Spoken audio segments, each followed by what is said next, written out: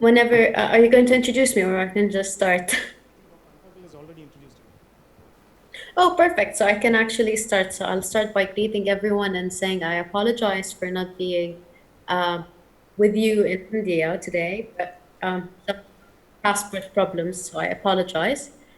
Are we going to share the camera for a few seconds just to see the audience or in? Okay, perfect.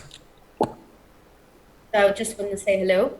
I would start also by apologizing, saying that my main language is French. In case you feel I skip a word in English, just let me know and I will go back and remind myself to speak in English. We're going to be talking today about pediatric vestibular assessment. Just a quick question. How many of you actually see peds in their clinic? Can I see a raise of hands? Okay, that's a challenging population, but let us start by going through the slides. If you don't mind, I'll start sharing my PowerPoint presentation. When I say pediatric vestibular assessment, I'm also I'm not. Can I just check that you can see my pointer? Can you see my pointer? Perfect. So we're not only testing adolescent, we're also testing newborns, and that's or an infant, and that's very important, especially in cochlear implant patients. So a small disclaimer: some of the pictures I have here are from articles and are from the web internet Google. So we're not allowed to take picture in our clinic as per rules and regulation of the French Ministry of Health without getting permission. So it gets a bit complicated in here. Who am I? Just a quick presentation. I work currently at the CHU de Nancy, which is a hospital in France, and I'm the consultant for the Ministry of Health in Beirut. Okay, so here's what we're going to be doing throughout today and Sunday. I'm going to talk about a little bit of anatomy, maturation, the prevalence. We're going to go through case history, evaluation, diagnosis, and management.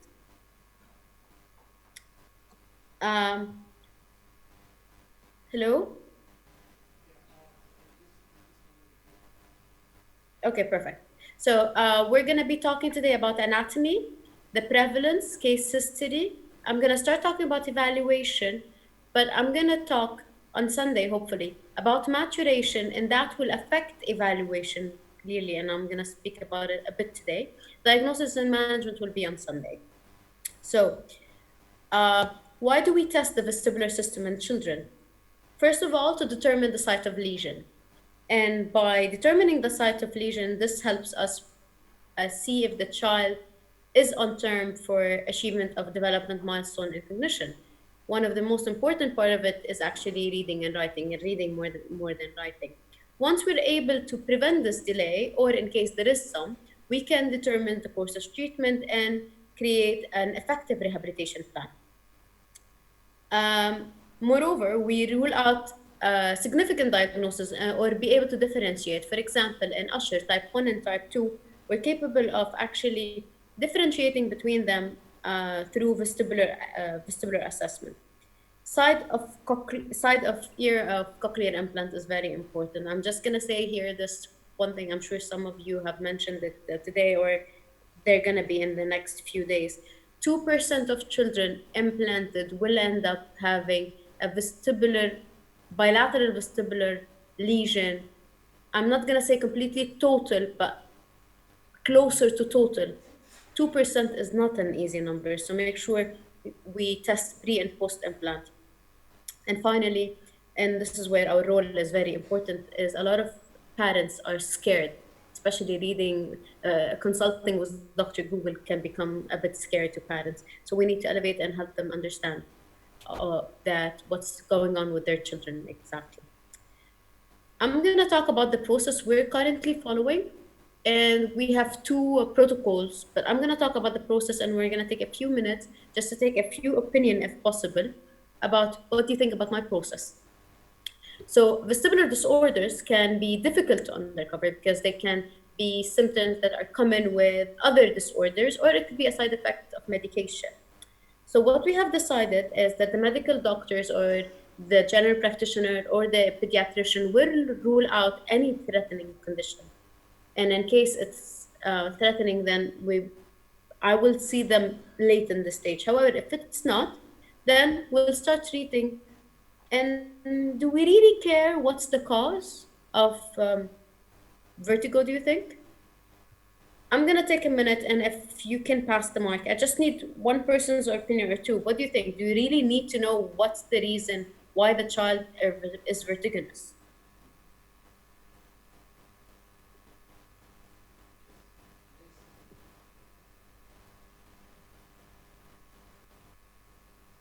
Hello? Yes, we do need to know why the child is vertiginous. First, to rule serious conditions. Sometimes it could be a seen sprain tumors or something. And also, sometimes the vestibular disorders in children causes motor delay, development of the motor milestones. It compromises the quality of life. They cannot be engaged in sport activities and outdoor activities. I agree with you, but my question is, do you really need to put the child under one category, saying this child has Meniere or this child has a migraine vertiginous? Yeah, Do you sure. really need to classify? Yes, because management should be much better, of much favorable outcome if you have a definite diagnosis. And empirical Okay. treatment sometimes not enough. Sometimes completely directed in far away discipline or care or not to the point. So yes, we need a diagnosis because diagnosis is the basis for proper management. Okay. Thank you, Dr. Taha, for your input. I would give, for a few seconds, my personal opinion. I will start treating throughout. As soon as I see the child for the first time, even if they don't have all the results, I start treating just based on few tests that we do in clinic. And this is what we're going to go through. The diagnosis, as you said, is going to change a bit the medical treatment. However, with vestibular rehabilitation, I think more or less we can have an idea. Because at the end, with children, in my personal opinion, at the end, we have four categories. And the first four categories will be unilateral or bilateral. And is it a partial loss or a total loss? And if I can put the child in the categories of these four, more or less, I have an idea where to head in the treatment. And I agree, it would be nice to have an ICD-10, a clear diagnosis on the chart, but it can come later on. Now, not everyone has access to more advanced techniques. So let's start. We're going to talk a bit about this today, a bit about how to evaluate the child within minimal equipment if possible. And when we have equipment, how much we need to actually modify these stats from adults to children. Okay. I'm gonna go through anatomy for a small reason that I'm gonna mention at the end. For sure, we have three semicircular canal, the horizontal, anterior, and posterior, and two otoliths organ. And what's very important, and people not keep forgetting, but whenever you're testing, remember that the vestibular nerve has two portions, the inferior and superior. Keep that in mind when testing because later on we're gonna discuss it. What is balance? The ability to maintain our body center of mass, our base support. Why is this important? Because this can help us. This is one of the easiest concept to understand, and this is to allow us to see clearly while we're moving, to orient us to gravity, to determine movement, and to adjust posture. And when you're adjusting to posture, you're preventing fall. I try to explain this to parents a bit because this will give them an idea better than explaining this to the parents. What sometimes it becomes more and more difficult. I can explain that we need visual input, vestibular input, and they look at me vestibular input and proprioceptive, and then there is a central processing and the feed. And the output of the motor output would be two reflexes, which is the eyes and the spinal reflex. It's a bit easy to explain it this way. Vision allow us to orient ourselves to the object around us. The touch is, or proprioceptive for sure for us, is the cues we get from muscle and joint. And the vestibular system is, I would say, simplify it to the parents, and I would say it's like a cup of water that is detecting linear and angular movement. And I usually have a cup of water next to me and explain it to the parents, although it's not very accurate, but it helps them understand more what's happening with us. And I talk about how all of these information are going to the central nervous system. And if we have a problem in the central nervous system, or one of these three, we're going to have a problem in the reflexes. Definitely, I will not go through the reflexes with parents, and I'm sure all of you know that VR is responsible for maintaining the image stability during rapid head movement. And we're talking about vestibulospinal reflex, that is maintaining the posture and center of gravity in upper and lower limbs.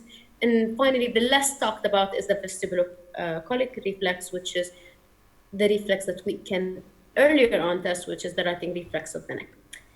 Maturation. I'm just gonna go really give a lecture, a slide about maturation, because it's really important for me to mention two things. First of all, it's the first sensory system to develop during fetal life. It's true, and the system is functional at birth to some extent, and it reaches adult size more or less around birth. Yes, I agree.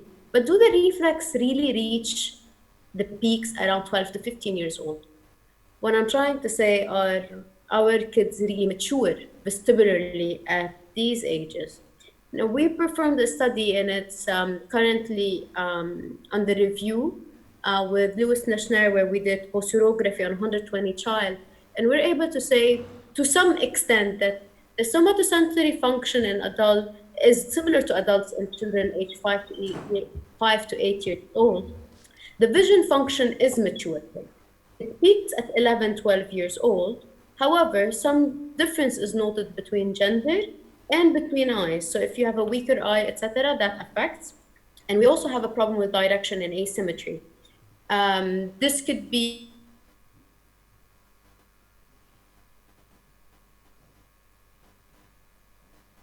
got accepted an article regarding saccade and smooth pursuit in children. And finally, this is where I go and I emphasize 15 to 17 years old. Are their vestibular system mature? Because we have children that are as young as 12 with a mature vestibular system, close, similar result than adults. And we have children, adolescent at the age of 19, where their results are way far from adults, with knowing that these are healthy children. So for sure, a cohort study will provide more details regarding the vestibular maturation in children. So what's the prevalence of vestibular problem in children? One of the very good articles that I would really recommend is a cochlear implant in children with vestibular impairment. This is an article published in the hearing seminars in hearing in 2018 by Cushion and Al. And what she gave was, what are the etiologies that comes with a vestibular impairment? And this could be a checklist that you can check, because if you know the syndrome or the etiology, if it's prevalent, this can help you with the prevalence as well. So what are the red flag, the risk factors she mentioned and others mentioned? First of all, recurrent otitis media with effusion. Sensory neural hearing loss, including cochlear implant, that we're going to be talking about in a few minutes. Migraine and headaches. Delayed developmental motor development, and by this I mean the milestones. Head trauma and concussion, and kids that are doing a lot of violent sport, keep that in mind. Syndromic etiology, and by this I mean Usher, Wadenberg, Pender. These are cochlear vestibular etiologies that are important to keep in mind, that they are linked with vestibular problems. Congenital or acquired infection diseases like CMV, for example, meningitis, and ototoxic and vestibulotoxic medication. And I would like to recommend everyone, if possible, now in my last in a last meeting with Dr. James Hall, he was publishing about toxic medication, and he is recommending for adults similar to the pediatric population a vestibular assessment pre and post chemotherapy in cases where we can. Again, a hearing test could be easier than a vestibular test, but screening can be done in different ways. And it's very important to send them to rehabilitation to give them better quality of life, especially after the chemotherapy. Now, cochlear implant, and this is where I need to, the other red flag is cochlear implant, pre and post cochlear implant, especially if we're implanting bilaterally. I am clearly and bluntly against bilateral implants simultaneously. I would not recommend it, although some publications are with, and I prefer not. Let us see what's happening to the vestibular system. Definitely the technique of implant differs, but that's my recommendation. Cochlear malformation, like Mondini malformation, these are red flags again for vestibular assessment. ANSD is an interesting part where the eighth nerve defect is happening. I have seen a couple of cases where kids will report vertigo, and they're rare. Our population in ANSD in France is more or less rare. I have seen more in Lebanon, to be honest, but I think that needs further studies. There are other associated syndrome as well. I go back to Usher here, and I can say that Usher represents approximately 10% of sensory neural hearing loss of children, and it's one of the type 1 characteristic is a vestibular hyperfunction. Other syndrome include charge, etc. Okay, so what again is the real prevalence? O'Reilly and al. in 2010 found that prevalence is less than 1%. Lee and al. 2016, they did a national survey and they found that the prevalence is 5.3%, with something interesting that it's not the same across all age group, nor gender. And for sure, the word vertigo and dizziness is perceived differently on these age groups. But I do really believe that the number are underestimated because not all dizzy children reported and nor are actually diagnosed by doctors. And here I'm gonna stop for a second and talk about something new that I've been seeing in the clinic, something called computer vision syndrome. And what's interesting is that this syndrome is associated with this syndrome is actually associated with abnormal saccades, and they will feel headaches, double vision. You're gonna see, as in some cases, vertigo.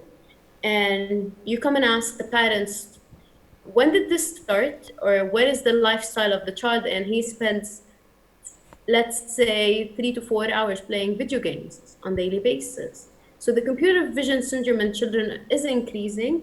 And again, whenever you can ask the child, or you feel the child is very technologically involved or attached, check for computer vision syndrome through SACAT testing. Let's go back to the prevalence and percentages. Within the general pediatric population, studies have shown between 0.7% and 15%. Otitis media population, we have between 30 and 50%. It depends on what test they're using and on how recurrent the otitis media is. Within migraine, we have 25% of children diagnosed with migraine that will report vestibular system, and 30 to 50% of the patients with vertigo will say, yes, we had an episode of migraine, or they were diagnosed with migraine as well. Hearing loss population, and this is where the numbers are not very confirmed. I have seen studies that go up to 90. I have seen studies that go lower. I can say clearly in the population I see in the clinic, it's around 30 to 50%, depending on which test we're using. And the loss can be unilateral or bilateral for vestibular. Cochlear implant, this is where the number increase, and it's 50 to 80%, where I can see a complete loss just before surgery. This is where I informed you earlier that it's very important for us to test ahead of time to see if the cochlear implant will actually affect or worsen the vestibular system. Keep in mind that sensory neural hearing loss is 1 to 3 per 10,000 births. And out of those, we're talking 20 to 70, I apologize, this should be 1,000 births, sorry. Out of those, 20 to 70% will have a vestibular impairment. 50% out of those will have a severe or total impairment of vestibular impairment. So we should screen for vestibular as soon as we confirm there is a sensory neural hearing loss. And it's not only the job of the audiologist, but also the PT, the ENT, neurologist, pediatrician, and parents to work all together to, to work on something that I'm going to mention in a few minutes, which is the VIS, which is the vestibular infant screening that happens almost within the same time that we're diagnosing sensory neural hearing loss in children.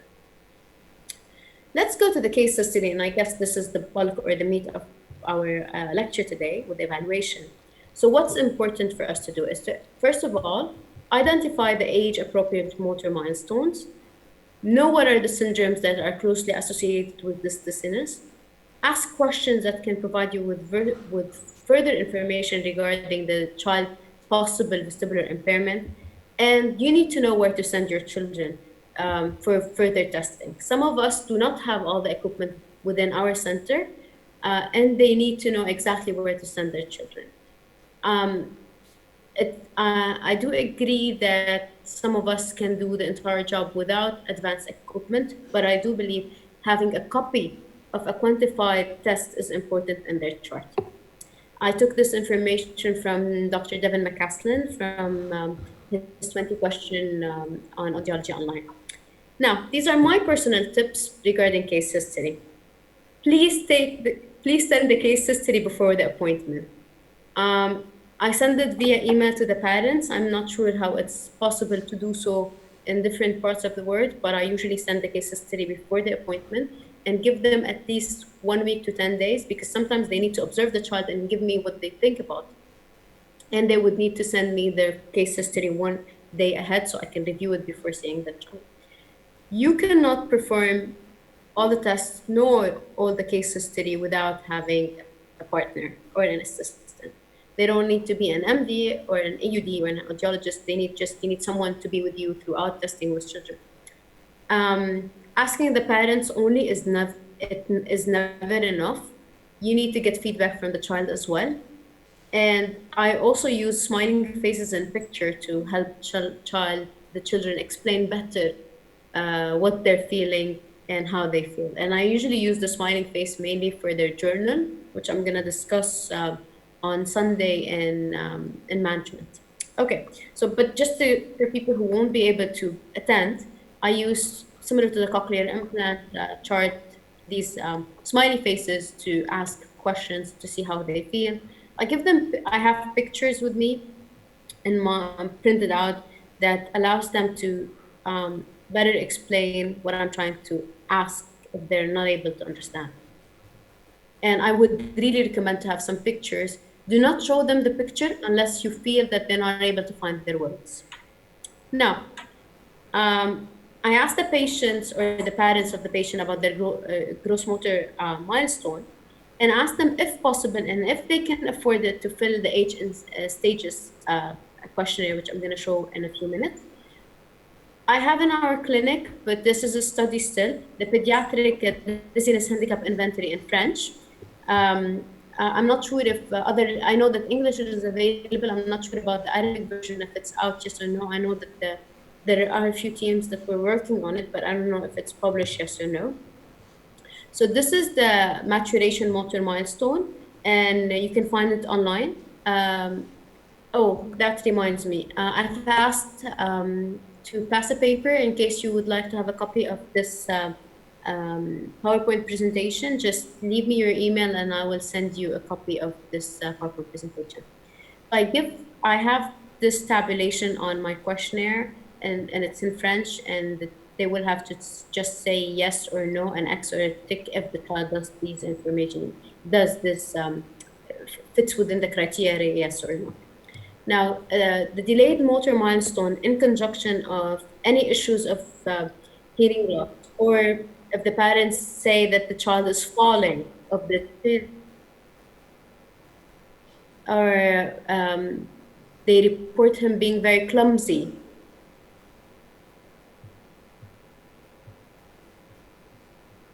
I just want to check that you're able to hear me properly. Hello?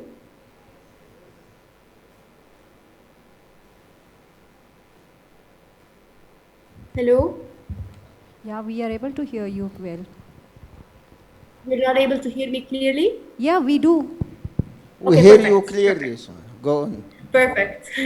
So if the child, one of the questions that I always ask is, is he scared from riding swings in the park? Or is he problematic with taking the escalators in the malls? Or even the regular stairs? These are red flags for me. So I start saying, even if they don't have all the delayed motor milestone, but these are flags for me. If we feel that the child refuses to take the car because of motion sickness, now the major transportation method in Nancy, where I am, is a tram, and sometimes parents will report that children will hate to go into the tram. It could be because of the noise. It could be from motion sickness. So I take this into consideration. Vomiting and nausea, they will tell me how much the child is vomiting and nauseating, or if he feels nausea. Um, Leaning or falling. Now, parents not always will note this, but we'll see how we're going to figure it out. And disorientation while swimming, if they're taking swimming classes, is important to know. I'll also ask for migraine within the child if he has headaches, and if any family history of migraine. Imbalance while walking naturally, and I mean he's not to one side, it's just imbalance. If they have reading difficulty or school problems, and that could be also linked to disorganized writing. They cannot write on a straight line. Okay, and that also is linked to vision disturbance when moving their head. Um, they may skip letters or line while reading, and all of these four items at the end would be within a school report, or it would be a teacher pointing this out to the parents.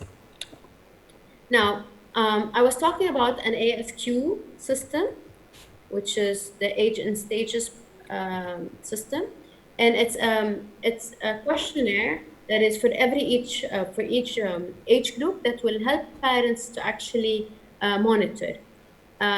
It's available in different languages, and I feel it helps the parents that are really concerned. It calms them down, and they see the progress, and we see how they're checking more squares on the chart, and it helps us further assess the developmental. Um, uh, Both the developmental, motor developmental, and the social emotional concern that the parents may have on their children. Definitely, because some children are very vertiginous will be isolated. So keep that in mind. And you can find it at the ASQ. Again, I only ask the parents that I feel can afford to pay $20 for the for the questionnaire, and I'm not sure if you're allowed to actually buy one copy and print it out. I would. It's not recommended in France, but maybe you can take part of it for your own benefit. I don't know, but I really recommend this. Now, the pediatric dizziness handicap inventory was first published by the Vanderbilt team, and you can find it in this article. I use the French. We're currently working on the French. Now, the first question I ask is, can you describe why you're here? And this question does not directly link to the sensation, but children will surprise you by telling you directly what's happening to them because they understand why they're coming to the doctor, more or less. So you can get from them if they have a vertigo sensation, if it's just lightheadedness or presyncope, or it's actually a headache, yeah, more or less. Do not say the word vertigo or dizziness at all, because the notion is not clear to them. And if I feel again the child is incapable of describing properly what's wrong with them, I will show them picture, and usually some picture will help. Picture I'll help for around the age of 5 to 7, more or less. Not more than that. I think they're capable of describing what's wrong with them. Less than this, they're not gonna be. They're not very. They will not communicate properly. Now, how long does the dizziness last? And this is where I take both the parents' point of view and the child's point of view. want to know if it's seconds, minutes, is it hours, is it days, and definitely the diagnosis will change based on these. However, there are times where the child is going to tell you it stays for days, but the parents will tell you that it's a peak of a few hours and then uh, he's better, but not fully back to normal. So I will note an hour, even if the child said days. I will ask how many attacks of vertigo have there been and when did it start? And this definitely help again with the diagnosis. I will ask the child how often and how often do you feel it? And weirdly, and for some reason, a lot of kids will tell me that the bulk of their attacks come at school. And uh, it's like if it's a VM, it's a prolonged one. But why could it be at school? The number of attacks is increasing in school. It's related to stress. It's related to motion and activity, etc. So keep that as a note because if you're having to write back to the professors and teacher, you can explain that as well for them. Now, can you make the dizziness happen? And this is exactly how I asked the question. Can you make it happen? And if it's not sudden, or if the child did not say sudden, they will say yes. For example, when I go into the bus, it's going to start. So this will help you know if it's position changing, it's a loud sound, or if it's a head trauma. When they're playing football, for example, American football, or if they go to boxing classes. This will give you an idea, give you a better path. Now, I ask what happened at the same time when you're dizzy, and they can provide information regarding pathological symptoms like tinnitus, hearing loss, pain in the ear, or they would say, I feel, we say des fourmis, which is ants in French, and ants are walking on my face, for example, and this is sensation of numbness. I've heard a million ways to explain double vision and headaches, and just be open to whatever the child tells you because you're gonna have to be creative and you're gonna have to try to understand better what they're trying to say. It takes a bit of practice and a lot of patience with children, but you get there. I'm going to talk about a case that is an interesting case, and hopefully someone can help me diagnose her. She's a 7-year-old girl. She refuses to play in the park. She closes her ears in the metro, and she just wants to stay in her room. That's a very, very typical case that we see. Based on only these three things that you got, what could be a possible diagnosis, you think?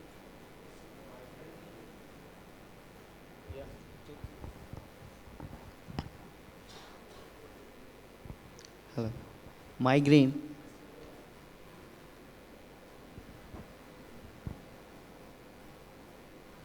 Migraine. Interesting. Very interesting. Actually, it is a case of migraine. Sorry?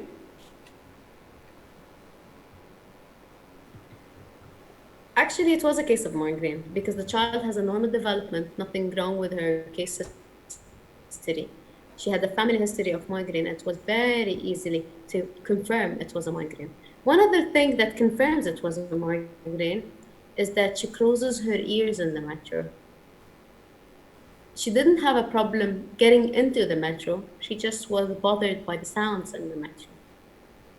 The fact that she wants to stay in her room and rest can predict a headache or a vertigo as well.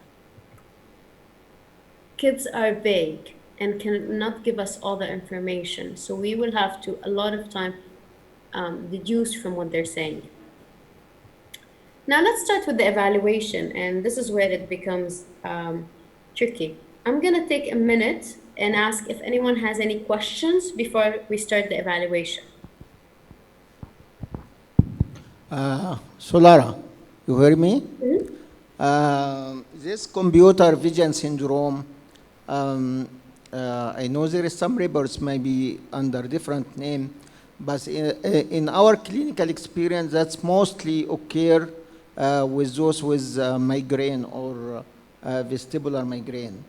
Those children with migraine or vestibular migraine or with a positive family of migraine, they have more sensitivity to the video games, to the computer screen time. That's why in our counseling always we highlight the importance of controlling the screen time. So we believe that it's part of the migraine effect rather than it's a new syndrome or a new disorder. You mean you're talking about CVS? The computer vision syndrome, yes. Yes. I'm gonna go for a few seconds.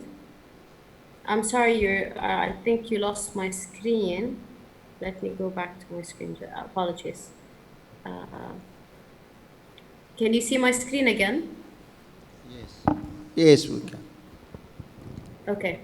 I'm gonna go and I'm gonna explain about CVS because it's an interesting. So CVS is not only for children; it's for adults as well. It comes with not only it doesn't only comes with vertigo. It comes with headache, shoulder pain, neck pain, dryness in the eyes. Redness, burning sensation in the eyes, deteriorating vision. So it's this is a new syndrome that everyone is trying to But Solara, combine. excuse me, most of the symptoms mentioned, it completely can be explained by migraine through the trigeminal irritation or trigeminal mechanisms. So all these symptoms, most of it can be completely explained by migraine.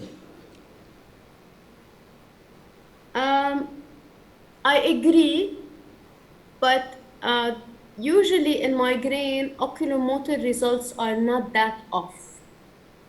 They are sometimes off, but in computer vision syndrome, they are very off. And this is a study we're currently doing in children where we're checking their saccade and smooth pursuit and comparing them with normal children. These are children with computer vision syndrome confirmed. You you do check for migraine or family history of migraine Yes. before. Yes, we are. Yes, we are. And I would say very honestly that I agree with you. It's a very gray area where we cannot confirm it yet without further studies. So I really agree that it's a gray area. However, this is the base of no screen time for children under the age of 18 months. This is limited screen time for kids under the age of 8 years old. So I kind of thank these syndrome for coming out loud because it will allow us to actually put rules and regulation on how much children are allowed to watch TV or use iPads and iPhones these days, because it's becoming really scary. And I know that a few days ago you posted, I saw a post on Facebook on your group where you had the how we hold our phone may affect our necks, and I just agree with you. And imagine these kids have even heavier heads than adults in compared to their body proportion. So I agree with you, but at the same time, I will have to wait finally for the final results and all the neurologic tests that we're doing in CVS syndrome versus migraine and other disorders as well, for us to be able to confirm its originality, if you want. Just I want to add something. Your presentation is really very comprehensive and very clear, and we are enjoying. Just regarding the symptoms, I would love to add one more symptom. That's if the family reported any change in the walking ability or the pattern of walking for a child. Because in our experience, the most common presentation of CNS tumors presented with especially the posterior fossa tumors. It's very common, just the initial presentation will be difficulty in walking or a change in the pattern of walking. So this should be added to the symptoms checklist. I always ask about walking, and let me see if I have it here. Yes, leaning or falling, and if we have an imbalance while walking. I definitely ask for this, and this is definitely one of the things I have as an important item on my checklist. And Hello. actually, to confirm better your point, Hello. Hello. if there is no more question, any more question, Yeah, any one more more question. Am I audible to Sure. you? Yeah, here. One Yes. of your slides showed that 50 to 80% of the CI cases, cochlear implantee, before the implantee, their vestibular function has been affected, or it's the dysfunction. How this protocol or the question comes is, on what basis this assumption has come? Have you applied the same questionnaire, or the routine cochlear implant protocol has been come across this assumption? Okay, so I'm going to explain a bit about what's happening with cochlear implant, and I'm going to be, I'm sorry, I'm going to interrupt. I'm going to talk a bit about it. What's happening currently is that a lot of studies, including Tushin and Al in 2008, Sylvette Vervechner recently, Jaco, there is a huge group of people who are actually working on this. And different people are using different techniques, and this is why we have a difference in percentage. However, we're all doing one thing: pre and post assessment, for us to be able to say the 50 to 80%. And I think this is where your question is. Uh, One thing that is common in other protocols is actually CVAMP, and I'm going to talk about it in a few minutes. CVAMP is something that everyone is doing on children as young as 6 months. I don't know if I answered your question. Again, the last sentence. We Yes. didn't. CVAMP is something that everyone has agreed upon. CVAMP, That yeah. CVAMP, yes, that we can do pre and post implant as early as 6 months. Okay, and I'm gonna talk about it in a few minutes. And if we're starting with an abnormal CVAMP bilaterally, that gives us an alarm note. Or if you're because not everyone will be able to do caloric on a child that is 6 months old with opening their eyes, and what if their VOR is not mature yet for us to see an answer? And again, it depends on how old is the child to be implanted. But let's say we're working on the 1 year mark, then we're starting testing very soon, between 6 and 8 months. That's the age where we're actually testing for diagnosing for vestibular problem. I can add something, Solara, just Sure. to answer that Okay. question.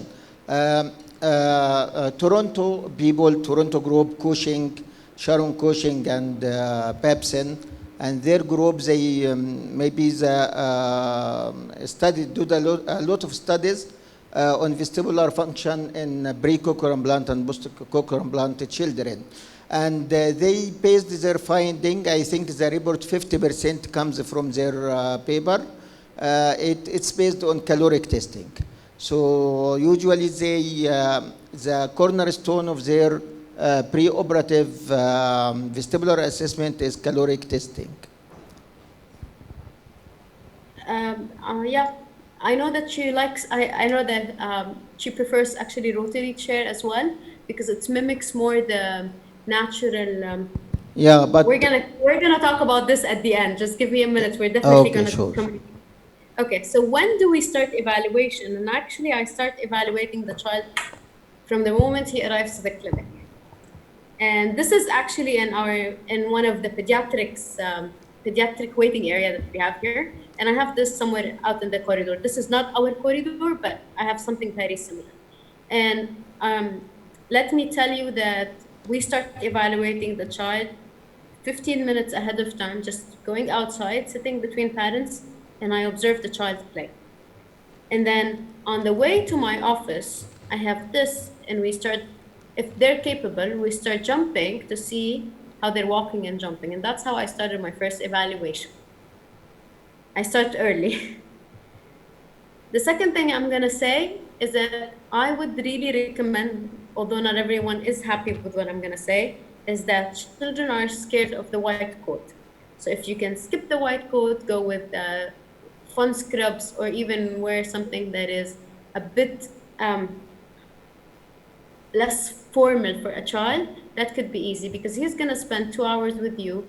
If the first few minutes starts with a picture similar to what's happening here, then most probably your 2-hour block will be cancelled because you cannot touch the child.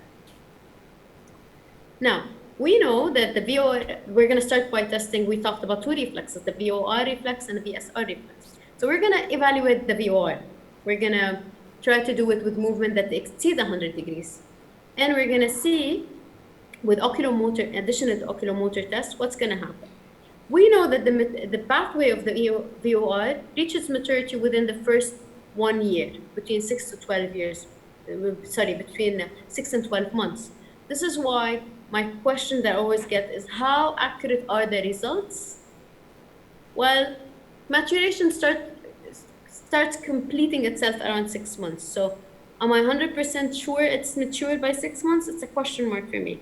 I know that sakat can happen as soon as shortly after birth, but most pursuit will take longer time to actually happen or to actually mature, because the oculomotor system mature at a slower pace. And that again will be talked about a bit on Sunday.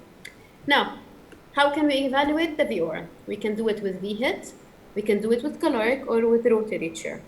I would say my personal based on personal experience and based on readings, I'm going to talk about the VHIT, which is becoming more and more useful in the clinic. But I do believe that the gold standard, more or less, for children testing would be the rotary chair. The children are not that scared of rotary chair. I'm not saying they are with VHIT, but they're definitely scared of calorics because they're in the dark. There is irrigation. They start crying. They feel dizziness. It's not very friendly.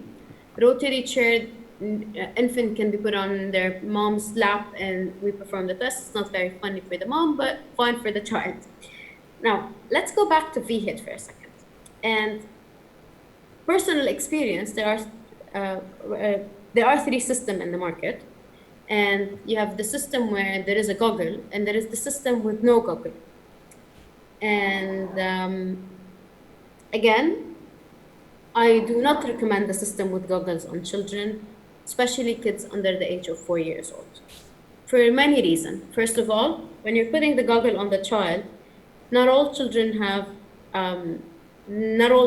it's not a mask that fits all children, number one. Number two is that you cannot tie it enough on children that are so young.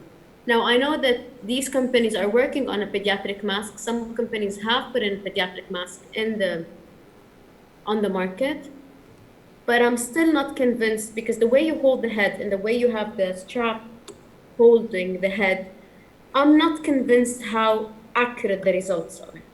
I'm not saying that the best option would be the synapses. I'm not doing any more type of marketing, but I do believe, honestly speaking, that a system that's similar to this one, and this is the Dr. Sylvette and Robert Debré in Paris, she just published a study a year ago about the VHIT in children. And as you can see, the test does not require any mask on the children's eye, make it a bit easier on children.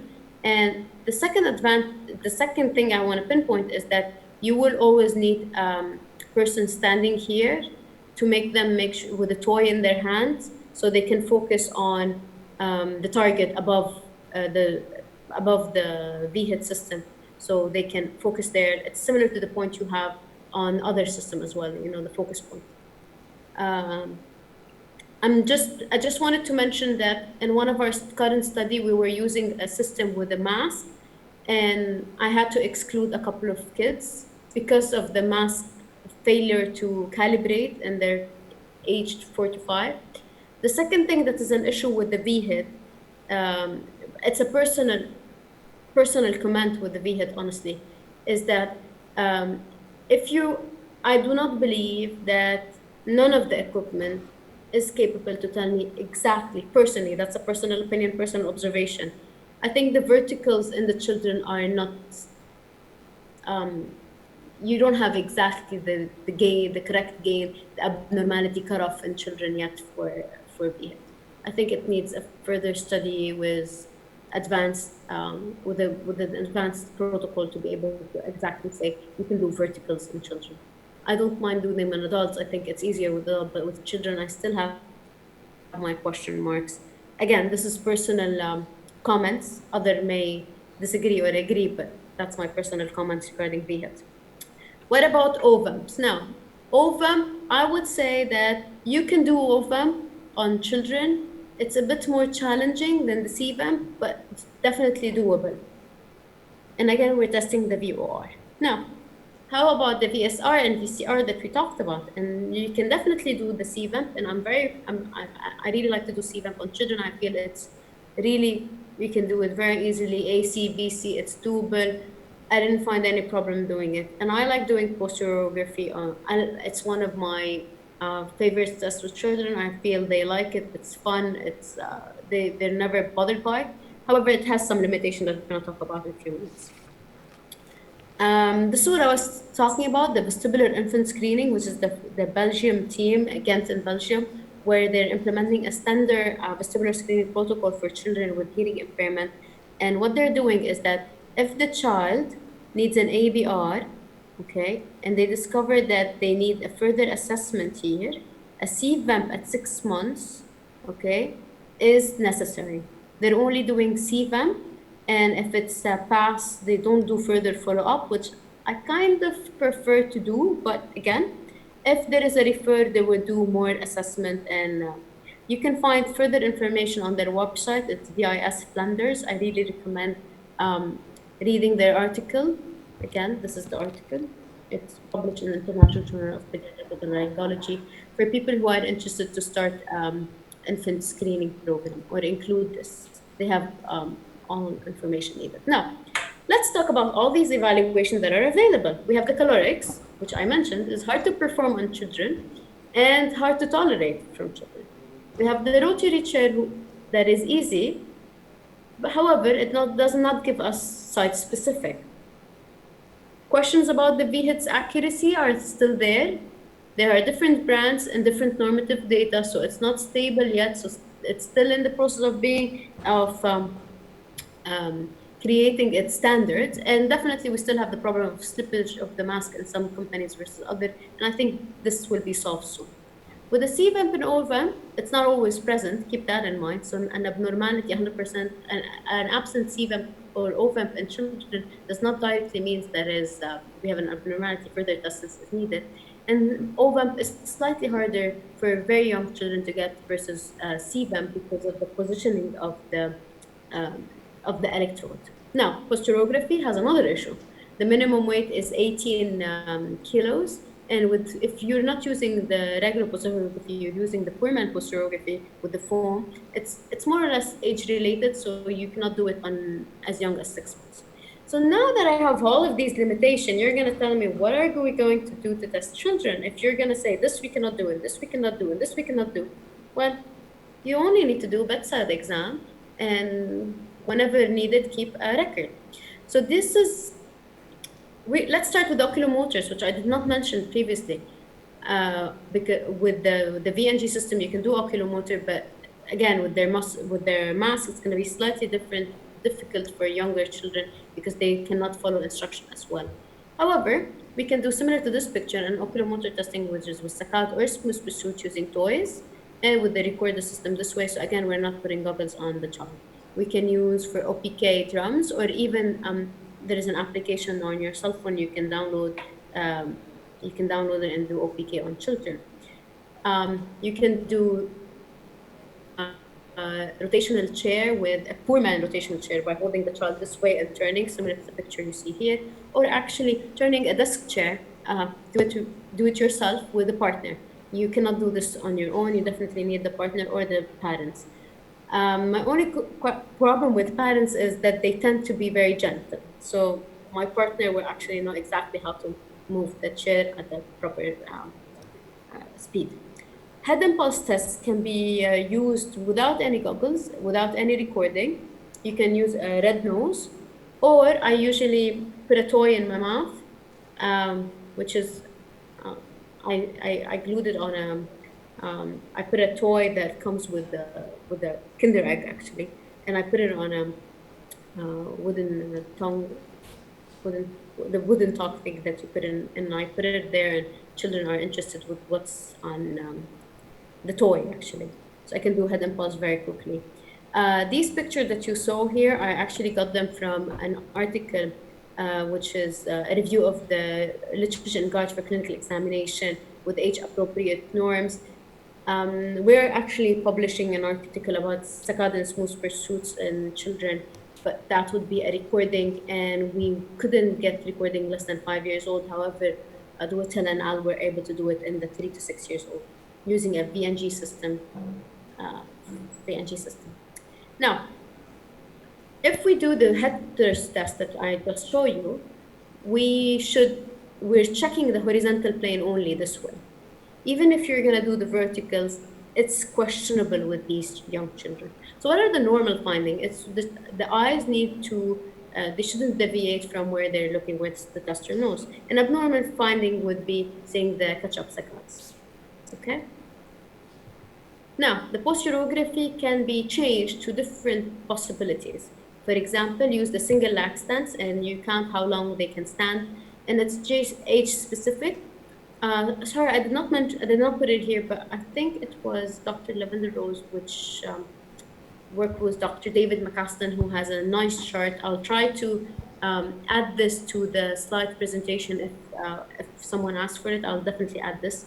I do the tandem walk and the Fukuda test, the Romberg test, if possible on the age group, depending on the age group. And we usually do it as a fun activity, just even before arriving to my office. So we're trying to use this, I have almost a 2-minute walk between our waiting area and my office. So I use it to do tandem walk, Fukuda and Romberg sign throughout. And it's a fun activity for them. You can do the GANS SOP or the modified clinical test of sensory interaction and balance, which is seen here with the stand on foam and standing on the foam and doing the eyes closed, eyes open. One of the other things that I usually do is I play with the children once they are standing on the foam. We start playing clap, we sing a song, and I see how they can do it with one leg or both legs, and how capable are they to do it eyes closed, eyes open. So I try to make all of these tests kind of a game. It's a long 2-hour process, and I would like to keep their interaction with me high. Dynamic visual acuity is something I only use pictures, but there are systems that are computerized. And the first part is you do the static acuity, where you ask the patient to read the lowest line they can, and it could be like you see here, forms like apple, umbrella, and house, and it needs the child actually to be able to recognize these and be able to speak. Now, I've done it with the people who sign, but it was a bit harder with having letters, but pictures was a bit easier. And then what we're gonna do is we're gonna move the head at the 2 hertz frequency and ask the patient to read again these the lowest line they can while their head is moving. And I usually use a rhythm to help the child know what are the 2 hertz. I move their hands at the 2 hertz frequency. Now I'm going to talk a bit about the skull vibration induced nystagmus because it's a screening tool that is very dear to my heart. What is the aim of skull vibration induced nystagmus? What it is, first of all, it's a vibrator that we can put on the mastoids of children. I always start by putting the vibrator on the child's hand, and for a few minutes it's going to vibrate. The child is going to feel. He's going to tell you the majority of the time it's fun. It tickles. And what do? Is we're capable of determining if there is any asymmetry between ears while using the skull vibration induced nystagmus. And once this is established, this is allowing us to say, okay, we have a unilateral weakness. However, it does not detect any bilateral weakness. And children, I've never had a problem as young as 3-year-old going through the vibration induced nystagmus. They like it, it's fun. And during the testing, I'm looking for nystagmus. And nystagmus present will appear in case of unilateral loss directly as soon as I put the vibrator on. I directly see nystagmus. Once I remove the vibrator, the nystagmus disappear. I will repeat the test on both mastoids and the vertex. I will have to have 2 out of the 3 position positive for me to consider it positive. Okay, this is where I'm gonna take another set of questions before going back to this graph and spending some time on this graph.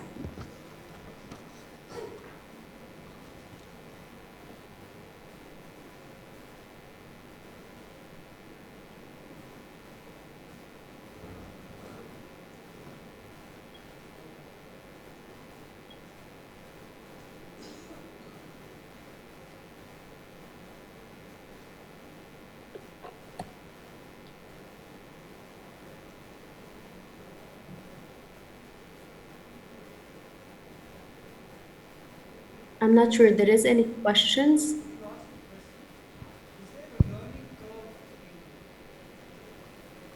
Sorry, I can't hear you. Can you repeat?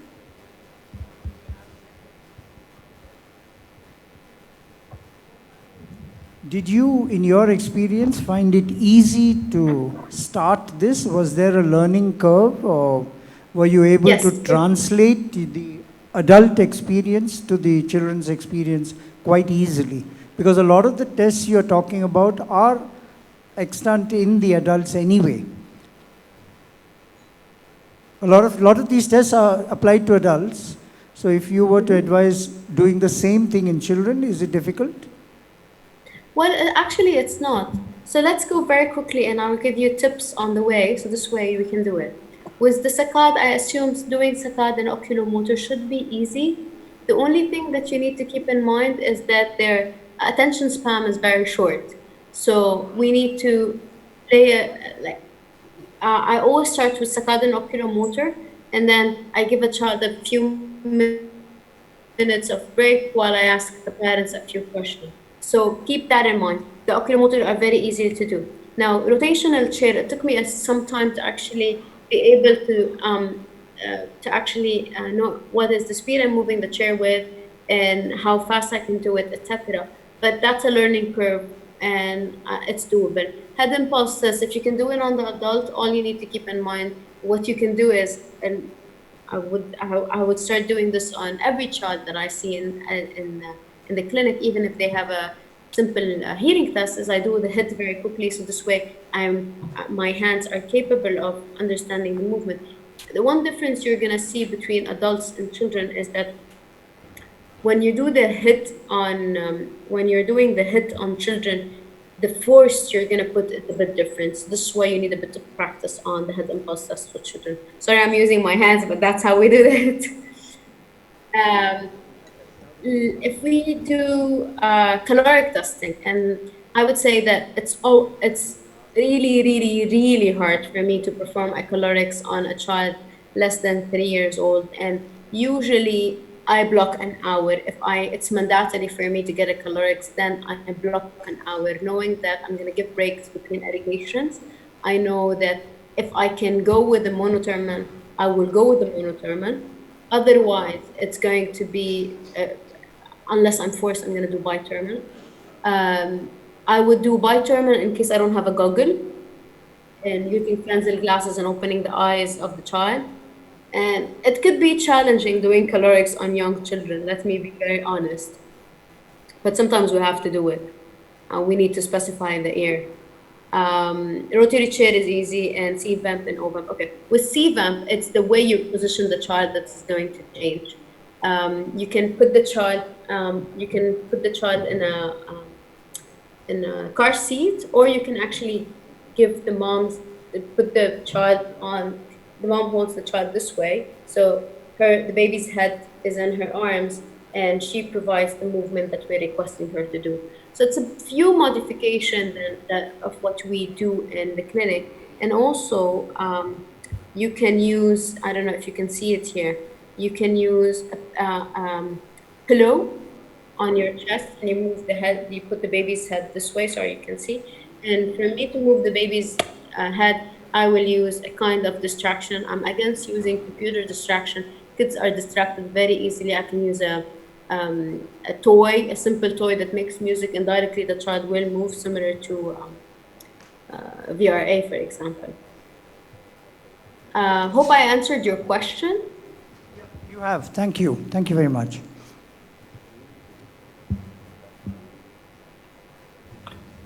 Any more questions or?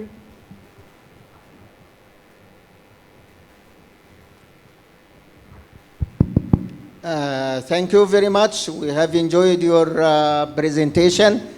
Please,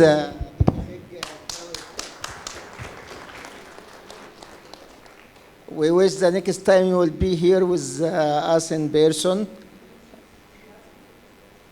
I still have a few notion, if you do not mind. If you don't mind, I will have to, if you, or you want to ask a question, I'm not sure. Shervanaz. She can continue. She has a few more slides. Okay, go on, please. Okay, so as you can see here, this is more or less a vestibulogram, more or less. We're working on something easier to read. And you see that the caloric is testing at 0.3 hertz, the rotary, which is a very low frequency. The rotary chair is testing at low frequencies here. You have the dynamic visual acuity around here, 2 hertz. Similarly, we have the head shake testing that is around 2 hertz, which I thought this morning was presented. You have the hits between 3 and 6 hertz, which we're talking about high frequency. You have the spins at very high frequency, and similarly the OVAMP and CVAMP. And why am I showing you this? Because when we're testing children or for hearing, do any of you just rely on one frequency? I doubt. One frequency is never enough to say if a child has a hearing loss, yes or no. And similarly, it's not enough for me to say, based on one single test, any of them, that a child has a vestibular problem. Because I have seen it in my clinic where kids will have an abnormal caloric, but a normal V hit. I have seen it in the clinic where kids will have normal caloric and abnormal VAMP. You're gonna come and tell me, yes, but caloric is testing lateral canals. But it's not only testing the lateral canals, it's also testing utricle and the nerve. You're gonna tell me V hit. Again, we're testing this more than one item, and we're different types of cells as well. So this is why I beg you, when testing children, do not stop at one test. The protocol that everyone, or one of the protocols that is being discussed right now, is published by Dont and al., which is an article called Vestibular Assessment in Pediatric Population. And what they're doing is that for kids that are 5 months to 3 years, they're doing VHIT, rotary chair, and CVAM. So what are we doing? We're doing low frequency with the rotary testing. We're not doing caloric. It's not very accurate. We're not able to properly give results, sorry. We're doing the VHIT, which is giving us a high frequency answer. Not necessarily the VHIT, you can do the HIT as well. And we're doing the CVAMP, which is giving us at a high frequency. Personally, I always add the skull vibration induced nystagmus or the test de Dumas. Here, giving me a very high frequency. What will this add to the, what will this give me additionally? This, the skull vibration induced nystagmus correlate very well with the calorics. And in case I have an asymmetry that the rotary chair test cannot show me, the skull vibration induced nystagmus will. And the CVAMP will give me an idea about the utricle, the saccule. And why is the saccule very important, especially in kids who are going to undergo cochlear implant, because it's one of the most problematic points when we're performing cochlear implant. Now, for kids that are 3 to 6 years old, we're doing both VAMPs, and we're adding caloric testing. Again, we have now a clearer picture with 3 to 6 years old about all types of tests we can do. I beg everyone performing tests on children, do not rely on one test alone. One test alone is not enough. Please make sure to add at least 2 to 3 tests, giving you further information about the function of, as much as we can, about the function of the vestibular system in children. And this is all I have for today. I hope for everyone who's interested in case discussion and further diagnosis, that would be on Sunday. I'll leave it if you still have any questions, and I will also show you again my email for people who are interested to get a copy of the PowerPoint presentation.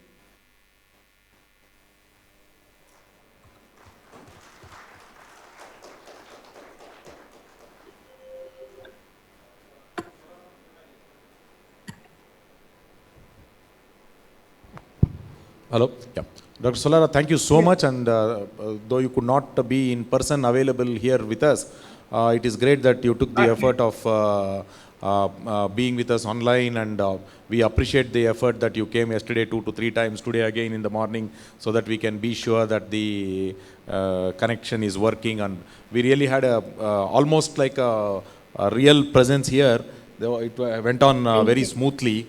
And thank you so much for the efforts that you put from your end. Thank you for all the team. Seriously, thank you for all the Thank you, team working on thank this. you, thank you. I'm sure it's an amazing conference. Okay, thank you. Thank you so much, and see you again day after tomorrow for the diagnosis and treatment part.